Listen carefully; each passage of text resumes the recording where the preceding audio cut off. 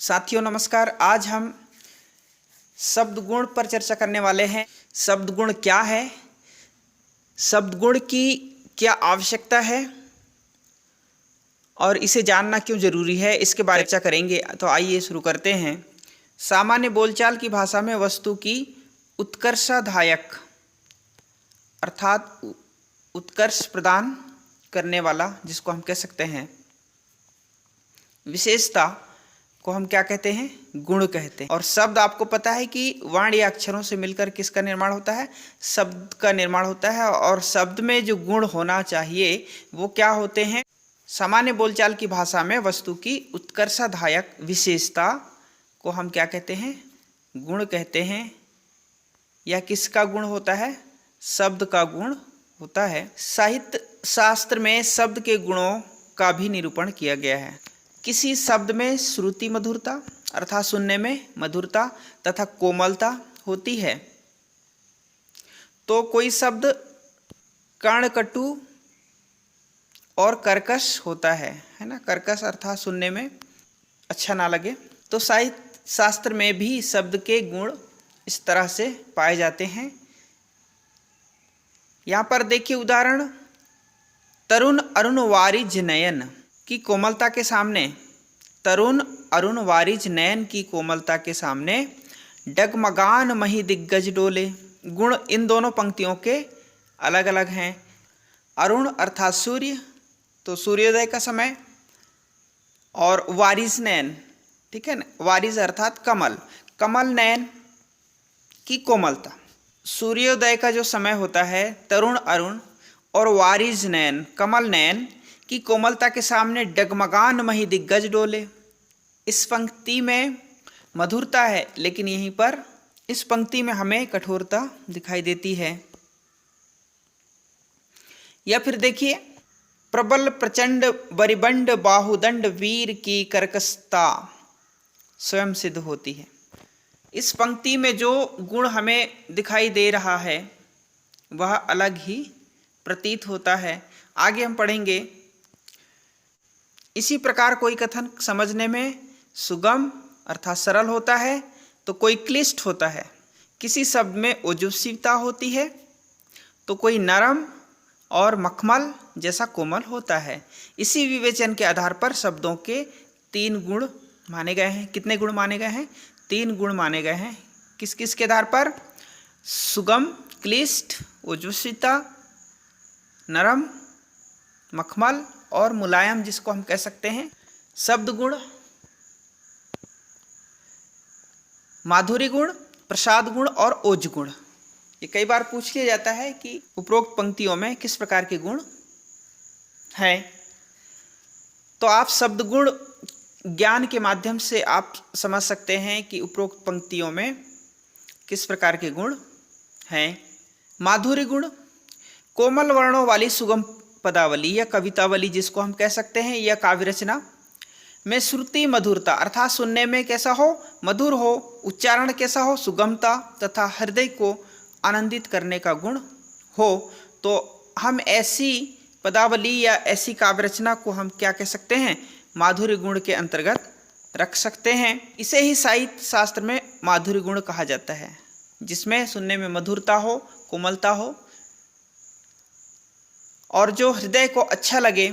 ऐसी काव्य रचना को ही साहित्य शास्त्र में किस गुण के अंतर्गत रखा गया है, माधुर्य गुण के अंतर्गत रखा गया है। देखिए, इस प्रकार की काव्य रचना में ट, ठ, ड, ढ, ड़, त्र, ठ, ढ, ण आदि वर्णों तथा दीर्घ सामासिक पदों का निषेध होता है। इस प्रकार की रचना में इनकी उपस्थिति ना के बराबर होगी, ना ही होगी। श्रृंगार, करुण और शांत तथा हास्य रसों में माधुर्य गुण से युक्त शब्द और पद समूह काम में लाए जाते हैं। आपको ध्यान में रखना है, श्रृंगार रस की जो रचना होती है तो उसमें किस प्रकार के गुण होते हैं, माधुर्य गुण होते हैं। करुण रस, शांत रस, हास्य रस में आपको माधुर्य गुण ही दिखाई देगा। या उदाहरण देखिए, आजा मेरी निंदिया गूंगी, आ मैं सिर आँखों लेकर चंद खिलौना दूंगी।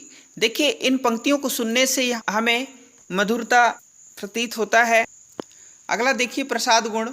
सुगम सरल शब्दावली में, सुगम सरल शब्दावली में अभिधेयार्थवाची शब्दों द्वारा, अभिधेयार्थवाची, अभिधेय अर्थात नाम देने योग्य, जिसको हम कह सकते हैं जब कोई कथन अभिव्यक्त किया जाता है, जब कोई कथन अभिव्यक्त किया जाता है और बिना किसी द्रूहता के, द्रूहता अर्थात जिसका जान पाना कठिन हो या समझना कठिन हो, जब उसका बोध पाठक या श्रोता को होता है, पाठक अर्थात कहने वाला, श्रोता अर्थात सुनने वाला, तो एक विशेष प्रकार का मानसिक या बौद्धिक संतोष होता है। शब्दावली का यही सुबोधता का गुण कौन सा गुण कहलाता है? प्रसाद गुण कहलाता है। परस अर्थात कठोर या तीव्र, तीखा जिसको हम कह सकते हैं, कर्कश, दुरूह अर्थात जिसका जान पाना कठिन हो, अनेकार्थी, क्लिष्ट शब्दों का क्या होता है? बहिष्कार होता है। किस प्रकार के गुण में? प्रसाद गुण में। ठीक है, जैसे देखिए, यदि मैं उकसाई गई भरत से होऊं, तो पति समान ही स्वयं पुत्र भी खोऊं। बिल्कुल सरल शब्द हैं, सरल शब्दों का इस्तेमाल हुआ है और कैकेयी के द्वारा अपनी व्यथा कही जा रही है। यहाँ पर साकेत, ये पंक्तियाँ साकेत से ली गई हैं। किससे? साकेत, मैथिली शरण गुप्त द्वारा रचित साकेत से ली गई हैं। प्रसाद गुण सभी रसों में पाया जाता है, ध्यान रखना है। प्रसाद गुण सभी रसों में पाया जाता है, लेकिन आपको ध्यान में ये रखना है कि वहाँ पर कर्कशता, द्रूह, अनेकार्थी, क्लिष्ट शब्दों का उन पंक्तियों में समावेश ना हो। तो आपको समझना है कि उनमें किस प्रकार के गुण होंगे? प्रसाद गुण होंगे। अगला है ओज गुण।